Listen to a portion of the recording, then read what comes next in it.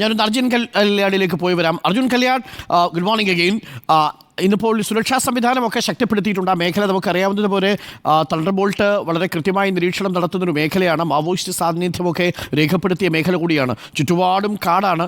ആ പ്രദേശങ്ങളിൽ ഇന്നിപ്പോൾ ഏരിയൽ സർവേ മാത്രമേ ഉള്ളൂ. പ്രധാനമന്ത്രി ഏതായാലും മുണ്ടക്കൈ പുഞ്ചിരിമട്ടം ഭാഗത്തേക്ക് പോകുന്നില്ല എന്നാണ് നമ്മൾ മനസ്സിലാക്കുന്നത്. ചൂരൽമലയിൽ വരെ എത്താൻ സാധ്യതയുണ്ട്. ബെയിലി പാലത്തിൽ അദ്ദേഹം എത്തുമെന്നും വെള്ളാർമല സ്കൂളിൽ സന്ദർശിക്കുമെന്നും ഏറ്റവും ഒടുവിലത്തെ ഷെഡ്യൂളിലുണ്ട്.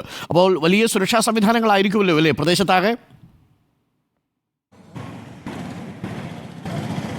Good morning Arunkumar. എന്തായാലും കനത്ത സുരക്ഷയാണ് വയനാട്ടിലാകെ തന്നെ ഏർപ്പാട് ചെയ്തിട്ടുള്ളത്. കണ്ണൂരിൽ നിന്നും ഈ SKM സ്കൂൾ ഗ്രൗണ്ടിലേക്ക് ഹെലിപ്പാഡിലേക്ക് ഈ ഹെലികോപ്റ്റർ ഇറങ്ങിക്കഴിഞ്ഞാൽ അവിടെ നിന്ന് ഈ പറയുന്ന മേപ്പാടി വഴി ഈ ചൂരൽമലയിലേക്ക് പോകുന്ന ഭാഗത്ത് എല്ലായിടത്തും വളരെ ശക്തമായിട്ടുള്ള പോലീസ് വിന്യാസം ഉൾപ്പെടെ പൂർത്തിയായിട്ടുണ്ട്. 10 മണിയോടുകൂടി നഗരത്തിൽ വാഹനങ്ങൾ പാർക്ക് ചെയ്യുക, അനാവശ്യമായിട്ടുള്ള വാഹനങ്ങളെ ഒന്നും തന്നെ അനുവദിക്കുകയില്ല എന്നുള്ള കാര്യം ഇന്നലെ തന്നെ വ്യക്തമാക്കുകയും ചെയ്തിട്ടുള്ളതാണ്. എന്തായാലും SPGയുടെ ഒരു കനത്ത സുരക്ഷ ഈ മേഖലയെല്ലാം തന്നെയുണ്ട്. അരുൺ നേരത്തെ സൂചിപ്പിച്ചതുപോലെ തന്നെ ഈ തണ്ടർ ബോൾട്ടിൻ്റെയും മാവോയിസ്റ്റ് സാന്നിധ്യവും ഒക്കെ വയനാട്ടിൽ നിരന്തരമായിട്ടുള്ളൊരു പ്രശ്നങ്ങളുള്ളൊരു സാഹചര്യത്തിൽ പ്രധാനമന്ത്രിയുടെ സന്ദർശനത്തിൽ യാതൊരുവിധ പോരായ്മയും ഇല്ലാതെ ഒരു പഴുതടച്ച സുരക്ഷ എന്നുള്ള രീതിയിൽ തന്നെയാണ് ക്രമീകരണങ്ങളെല്ലാം പൂർത്തിയാക്കിയിട്ടുള്ളത്. 600-ലധികം പോലീസുകാരെ ഈ മേഖലയിലാകെ തന്നെ, അതായത് ഈ വഴികളിലെല്ലാം തന്നെ കൽപ്പറ്റയിൽ നിന്നും മേപ്പാടി വഴി ചൂരൽമലയിലേക്ക് പോകുന്ന മേഖലയിലെല്ലാം തന്നെ സുരക്ഷാ ക്രമീകരണത്തിന് വേണ്ടി വിന്യസിച്ചിട്ടുണ്ട്.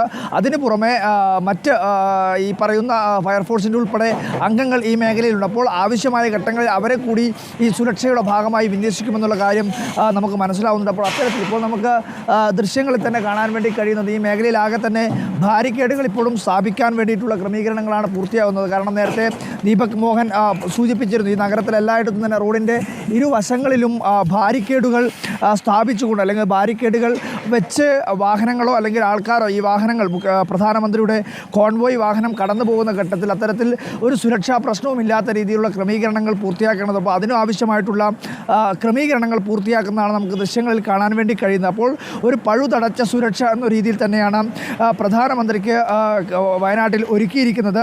അതിന് പോലെ വാഹന നിയന്ത്രണവും അതിശക്തമായ തോതിൽ 10 മണിയോടുകൂടി ഏർപ്പാടാക്കുമെന്നുള്ള കാര്യം ഇന്നലെ തന്നെ വ്യക്തമാക്കിയിട്ടുള്ളതാണ്. ബസ്സുകൾക്കും അതുപോലെ തന്നെ ബസ് ഒഴികെയുള്ള വാഹനങ്ങൾക്കും ചരക്ക് വാഹനങ്ങൾക്കുമെല്ലാം പ്രത്യേകമായി ഈ കൽപ്പറ്റ, മേപ്പാടി, ഈ ചൂരൽമലയിലേക്ക് പോകുന്ന ആ റോഡ് അങ്ങനെയുള്ള സ്ഥലങ്ങളിലേക്കൊന്നും തന്നെ 10 മണിക്ക് ശേഷം പ്രവേശനം ഉണ്ടാവുകയില്ല എന്നുള്ള കാര്യം കൂടി അറിയിച്ചിട്ടുണ്ട്.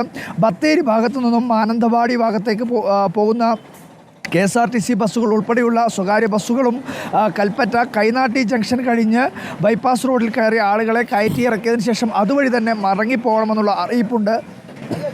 ഓക്കെ, അർജുൻ കല്യാടാണ് ഇപ്പോൾ റിപ്പോർട്ട് ചെയ്തുകൊണ്ടിരിക്കുന്നത്.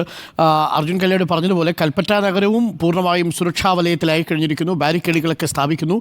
അർജുൻ കല്യാട്, ആ ദൃശ്യങ്ങളിൽ നിന്ന് നമുക്ക് കാണാം പഴുതടച്ച സുരക്ഷയാണ് വയനാട്ടിൽ ഒരുക്കിയിരിക്കുന്നത് പ്രധാനമന്ത്രിക്കായി.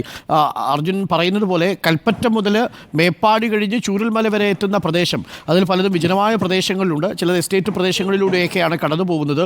അത്തരം ദൂരം ആദ്യമായിട്ടാണ് പ്രധാനമന്ത്രി അവിടെ എത്തുന്നത്. രാഹുൽ ഗാന്ധി പ്രതിപക്ഷ നേതാവിൻ്റെ മണ്ഡലമായിരുന്നേനെ രാഹുൽ ഗാന്ധി രാജിവെച്ചില്ലായിരുന്നെങ്കിൽ. അങ്ങനൊരു പ്രത്യേകത കൂടിയുണ്ട്. പ്രതിപക്ഷ നേതാവിൻ്റെ മണ്ഡലത്തിലേക്ക് പ്രധാനമന്ത്രി എത്തുന്നു എന്നുള്ളൊരു പ്രത്യേകത ഉണ്ടാകുമായിരുന്നു രാജിവെച്ചില്ലായിരുന്നെങ്കിൽ. പക്ഷേ അപ്പോഴും അത് പ്രിയങ്ക ഗാന്ധിയുടെ മത്സരിക്കാൻ പോകുന്നൊരു സീറ്റാണെന്നതും പ്രധാനപ്പെട്ട കാര്യം. അപ്പോൾ അതുകൊണ്ട് വലിയ കാഴ്ചയുണ്ട്. ദേശീയ മാധ്യമങ്ങളെല്ലാം ഉറ്റുനോക്കുന്ന ഒരു മണ്ഡലത്തിലെ സന്ദർശനം കൂടിയാണ് നരേന്ദ്രമോദിയുടേത്. പക്ഷേ എല്ലാവരും കേരളം ഉറ്റുനോക്കുന്നത് എന്തായിരിക്കുമെന്ന് നരേന്ദ്രമോദി വന്നതിനു ശേഷം സംഭവിക്കുക. എത്രമാത്രം കേന്ദ്ര സഹായം കിട്ടും? 2000 കോടി രൂപ വേണമെന്ന് കേരളം ആവശ്യപ്പെടുന്നു. 3000 കോടി രൂപയോളം നമുക്ക് പ്രളയ സമയത്ത് കേന്ദ്രം തന്നു. ബീഹാറിന് മാത്രം 11,500 കോടി രൂപ ബീഹാറിലെ ഫ്ലഡ് നിയന്ത്രിക്കാൻ വേണ്ടി കൊടുത്തു. അപ്പോൾ കേരളം ആവശ്യപ്പെട്ടിരിക്കുന്ന 2000 കോടിയിൽ പാതിയെങ്കിലും നമുക്ക് കിട്ടിയാൽ അതൊരു വലിയ ആശ്വാസമാകും. L3 കാറ്റഗറിയിൽപ്പെട്ട ദുരന്തമായി പ്രഖ്യാപിക്കണം. ഇങ്ങനെയുള്ള പ്രതീക്ഷകളൊക്കെ നമ്മുടെ കേരളത്തിലെ MLA-മാരും മന്ത്രിമാരും ഒക്കെ പങ്കുവയ്ക്കുന്നുണ്ട്. വലിയ പ്രതീക്ഷകൾ ഇന്ന് പൂവണിയാനുള്ള സാധ്യതയുണ്ടോ? കൽപ്പറ്റയിലല്ലേ ഇന്ന് വിലയിരുത്തൽ നടത്തുക?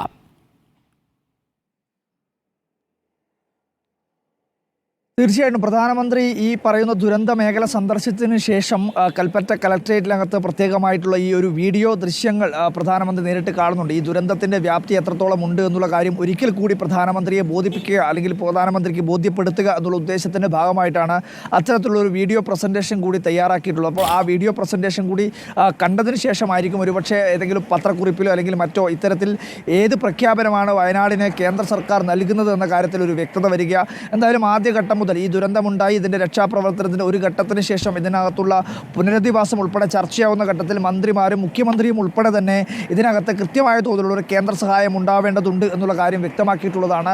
ലെവൽ 3 കാറ്റഗറിയിലെങ്കിലും ഉൾപ്പെടുത്തിക്കൊണ്ട് 2000 കോടി രൂപയെങ്കിലും സംസ്ഥാന സർക്കാരിന് അല്ലെങ്കിൽ വയനാടിന് വേണ്ടി കേന്ദ്ര സർക്കാർ അനുവദിക്കണമെന്നുള്ളതാണ് ഏറ്റവും പ്രധാനമായിട്ടുള്ള സംസ്ഥാന സർക്കാരിൻ്റെ ആവശ്യം. ഈ ആവശ്യം നിരന്തരമായി മന്ത്രിമാരും MLA മാരും വയനാട്ടിലെ ജനപ്രതിനിധികളും എല്ലാം തന്നെ ആവർത്തിച്ചുകൊണ്ടേയിരിക്കുന്നു. പക്ഷേ അത് അനുഭാവപൂർവ്വം പരിഗണിച്ചുകൊണ്ട് ഒരു L3 കാറ്റഗറിയിലേക്ക് ഇത് ഉൾപ്പെടുത്താനുള്ള സാധ്യതയുണ്ടോ എന്നുള്ളതാണ് ഏറ്റവും പ്രധാനമായി നമ്മളിന്ന് ഉറ്റുനോക്കുന്നത്. അത്തരത്തിൽ ഈ കേന്ദ്ര സംഘമെല്ലാം ഇവിടത്തേക്ക് എത്തി ഒരു വിദഗ്ധ പഠനം നടത്തിയതിന് ശേഷം ഇവിടെ ജനവാസം ഉൾപ്പെടെ നടത്തിയാൽ മതി എന്നുള്ളൊരു നിർദ്ദേശം നൽകിയിട്ടുണ്ട്. അപ്പോൾ ഒരു ദുരന്തമാണ്, വലിയൊരു ദുരന്തമാണ് സംഭവിച്ചതെന്ന കാര്യം സ്ഥലം സന്ദർശിച്ചിട്ടുള്ള കേന്ദ്ര സംഘത്തിനും ബോധ്യമായിട്ടുണ്ട്. അപ്പോൾ ആ ഒരു ബോധ്യപ്പെടൽ അല്ലെങ്കിൽ അത്തരത്തിലൊരു നിർദ്ദേശം പ്രധാനമന്ത്രിയുടെ കൈകളിലേക്ക് എത്തിക്കഴിഞ്ഞാൽ അതിനകത്ത് ഏത് നിലപാടായിരിക്കും സ്വീകരിക്കുക എന്നുള്ളതാണ് ഏറ്റവും പ്രധാനമായി ഉറ്റുനോക്കുന്നത്. ഈ ലെവൽ 3 കാറ്റഗറിയിൽ കേന്ദ്രത്തിൻ്റെ ഒരു പ്രത്യേക പരിഗണന വേണ്ടുന്ന ഒരു ദുരന്തമാണ്.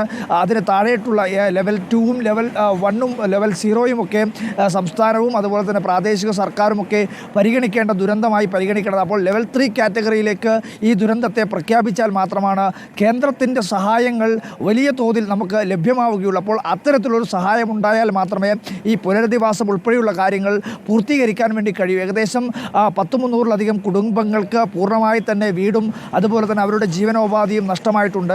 അതിലധികം കുടുംബങ്ങൾക്ക് അവിടെ താമസിക്കാൻ വേണ്ടി കഴിയാത്ത അല്ലെങ്കിൽ അവരുടെ വീട് ഭാഗികമായി തകരുകയോ അല്ലെങ്കിൽ അവരുടെ ജീവനോപാധി ഭാഗികമായി നശിച്ചു പോകുകയോ ചെയ്തിട്ടുണ്ട്. അപ്പോൾ ഏകദേശം എല്ലാം കൂടി കണക്ക് കൂട്ടിക്കഴിഞ്ഞാൽ ഡയറക്റ്റായും ഇൻഡയറക്റ്റായും ഈ ദുരന്തം ബാധിച്ച 1000-ലധികം കുടുംബങ്ങളുണ്ട്. അപ്പോൾ അവരെ ഉൾപ്പെടെ പുനരധിവസിപ്പിക്കാൻ വലിയ തോതിലുള്ള സാമ്പത്തിക സഹായം കൂടിയേ തീരും. അപ്പോൾ ആ ഒരു പ്രഖ്യാപനം പ്രധാനമന്ത്രിയുടെ ഭാഗത്ത് ഉണ്ടാവുമോ എന്നുള്ള കാര്യമാണ്. അർജുൻ കല്യാട് ഇന്നിപ്പോൾ ക്യാമ്പ് സന്ദർശിക്കുന്നുണ്ട് പ്രധാനമന്ത്രി. മേപ്പാടിയിലെ 2 ക്യാമ്പുകളിൽ ഏതെങ്കിലും ഒന്ന് സന്ദർശിക്കുമെന്നാണ് പറഞ്ഞിരിക്കുന്നത്.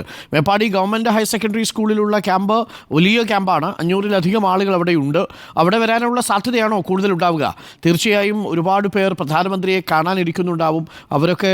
അവരുടെയൊക്കെ കാഴ്ചകൾ കേരളം കണ്ടുകൊണ്ടിരിക്കുന്നു.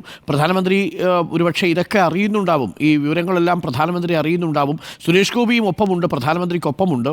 അതുകൊണ്ട് ഈ വലിയ കൂടുതൽ ആളുകൾ താമസിക്കുന്ന മേപ്പാടി സ്കൂൾ ഗ്രൗണ്ടിലേക്കായിരിക്കുമോ വരിക ക്യാമ്പിൽ?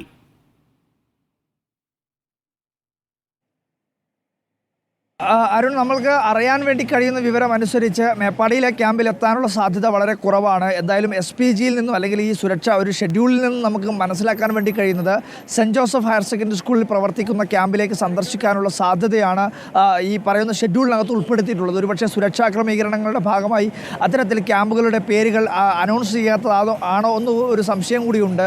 എങ്കിൽ കൂടി ക്യാമ്പുകളിൽ ഏതെങ്കിലും ഒന്നിൽ സന്ദർശനം നടത്തും. ഒരുപക്ഷെ 2 ക്യാമ്പുകളിൽ മേപ്പാടിയിലും ഈ സെൻറ്റ് ജോസഫ് സ്കൂളിലെ ക്യാമ്പുകളിലും സന്ദർശിച്ചേക്കാം എന്നുള്ളതാണ് ഏറ്റവും പ്രധാനമായിട്ടുള്ള കാര്യം. അരുൺ നേരത്തെ പറഞ്ഞതുപോലെ തന്നെ ഈ ദുരിതബാധിതർക്കാണ് ഈ കാര്യത്തിൽ ഏറ്റവും കൂടുതൽ ജനപ്രതിനിധികളോട്, പ്രധാനമന്ത്രിയോട്, അത് ഏത് രാഷ്ട്രീയ പ്രസ്ഥാനത്തിൻ്റെ ഭാഗമായി കഴിഞ്ഞാൽ പോലും അവരോടൊക്കെ പറയാനുള്ളത് ഈ ദുരിതബാധിതർക്കാണ്. അവരുടെ പ്രയാസങ്ങൾ, സങ്കടങ്ങൾ, വിഷമങ്ങൾ ഇതെല്ലാം തന്നെ പറയാനുള്ളത് ആ ക്യാമ്പിൽ കഴിയുന്നവർക്കാണ്. അപ്പോൾ ആ ഒരു കാര്യം പ്രധാനമന്ത്രി നേരിട്ട് കേൾക്കുന്നു. അത് ഏതെങ്കിലും ഒരു ക്യാമ്പിലേതായാൽ കൂടിയും ആ ദുരന്തത്തിൻ്റെ ആഘാതം ഈ ജനങ്ങളിൽ എത്രത്തോളം ഉണ്ട് എന്നുള്ള കാര്യം ബോധ്യപ്പെടുത്താൻ അല്ലെങ്കിൽ മാത്രമല്ല ഈ മന്ത്രിമാരെയും MLA-മാരെയും ഒക്കെ കാണുമ്പോൾ പൊട്ടിക്കരയുന്ന മനുഷ്യരാണ്. നമ്മുടെ രാജ്യത്തിൻ്റെ പ്രധാനമന്ത്രി എത്തുമ്പോൾ തീർച്ചയായും അവർക്ക് ഒരുപാട് കാര്യങ്ങൾ പറയാനുണ്ടാവും. പ്രധാനമന്ത്രിക്ക് അത് കേൾക്കാനുണ്ടാവും. അവരെ ഒന്ന് ചേർത്ത് പിടിക്കുക, പ്രതീകാത്മകമായിട്ടാണെങ്കിൽ പോലും 1-2 ആളുകളുമായിട്ടൊക്കെ ചേർന്ന് നിൽക്കുക.